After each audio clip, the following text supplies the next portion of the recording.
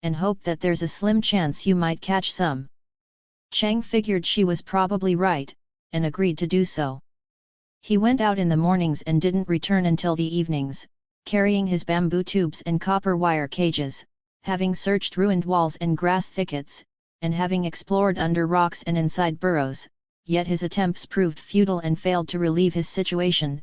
Although he did catch a few crickets, they were too weak and inferior to qualify. The magistrate was very strict about his deadline for the collection and penalized Cheng's inefficiency, hence about 10 days later, Cheng was flogged 100 blows, till pus and blood ran down his backside and thighs, rendering him unable to go out and hunt for crickets at all. As he tossed and turned in his bed, all he could think about was committing suicide. At that time, there arrived in the village a hunchbacked witch, who had the ability to foretell the future. Cheng's wife took some of their money and went to consult her. She found young women and old ladies alike crowded outside the witch's door. When the wife finally entered, she was ushered into a private chamber containing a curtain, in front of which an incense vessel had been set up. The people who'd come to consult the witch stuck burning incense in the tripod vessel, and then bowed twice. Standing on the other side of the curtain, gazing skyward to invoke blessings, the witch moved her lips, muttering incomprehensibly. Everyone there stood and listened respectfully. After a little while, from behind the curtain, a piece of paper was tossed out, reporting details about the lives and concerns of the waiting people, all of which were completely accurate. Cheng's wife placed her money on the table in the room, burned incense and bowed as the people ahead of her had done. In just a moment, the curtain was pulled aside, a piece of paper was pitched out and fell to the ground. She picked it up and scrutinized it, but instead of words, it contained only a picture, a drawing of a temple and pavilions, like one would find in a monastery. Behind the base of a small hill, sitting amongst some weird rocks and a very prickly stand of thorn bushes, was a dark-colored cricket with a spotted head. Beside it was a frog that seemed ready to jump. Cheng's wife pondered the drawing, but was unable to understand it. However, the cricket was significant, so she carefully tucked it away. Once it was concealed, she went home and showed it to Cheng. Cheng thought to himself again and again, "Isn't this trying to show me where I can catch crickets?" As he meticulously examined the picture's details, he recognized their resemblance to the great Buddha pavilion east of the village. Then he painfully got to his feet, supporting himself with a cane, and with the picture in hand, he left, and paid a visit to the monastery. There, he found an ancient tomb, surrounded by dense clumps of weeds. As he walked past the tomb, he saw a mound of stones shaped like fish scales, just like those in his picture. Then among the weeds, listening carefully as he moved slowly, he scanned as though searching for a needle in the undergrowth, thoroughly focused and attentive. Neither the slightest sign nor sound of a cricket escaped him. He was still searching in the dark vegetation when a frog unexpectedly jumped up and hopped away. Cheng, startled, quickly chased after it. The frog crawled into a thicket of grass. Cheng followed, and when he parted the blades of grass to look for it, he spotted a cricket hiding there. He hastily grabbed for it, but it disappeared into a crevice in the rocks. He poked at it with a blade of grass, but it wouldn't come out. Then when he used a bamboo tube to pour some water in, the cricket finally came out. It was extremely healthy and strong in appearance, so Cheng chased and caught it. Looking closely, he noticed its enormous body and long tail, its dark neck and golden wings. In exultant spirits, he took it home in one of his cages, and his whole family rejoiced as though Cheng had found nothing less than a priceless jade. He put the cricket into a ceramic pot and cared for it, giving it bits of crab and chestnut to eat, acting both protectively and affectionately, to keep it ready for the pending cricket levy, to satisfy the magistrate. Cheng had a 9-year-old son who watched till his father wasn't present, then went to steal a look at the cricket in the pot, but when he did so, the cricket jumped out so quickly that he couldn't stop it, so he pounced and clutched the cricket in his hand, unwittingly smashing its legs and crushing its body. In an instant, the cricket was dead. Frightened by what he'd done, the boy sobbed and called for his mother. When Cheng's wife heard what had happened, Her face turned ashen as she let loose a torrent of abusive scolding. "You've destroyed us. You've brought on your own death. When your father gets home, he's going to punish you severely." Wailing, the boy ran outside.